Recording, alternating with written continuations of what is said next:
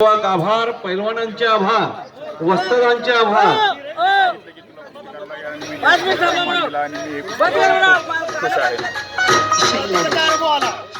Music बंद ठेवा. नेमकी तुम्ही कशा पद्धतीने डाव केले? लोकांनी तशी प्रॅक्टिस करून घेतली होती आणि त्याच्यामुळे मला आत्मविश्वास होता की मी महाराष्ट्र केसरी जिंकणार आणि माझ्या मागे सर्व महाराष्ट्रातल्या जनतेचा आशीर्वाद होता. त्याच्यामुळे मी महाराष्ट्र केसरी झालो. माझं पुढचं ते हिंद केसरी आणि नॅशनल करायचं. त्यासाठी प्रॅक्टिस केली.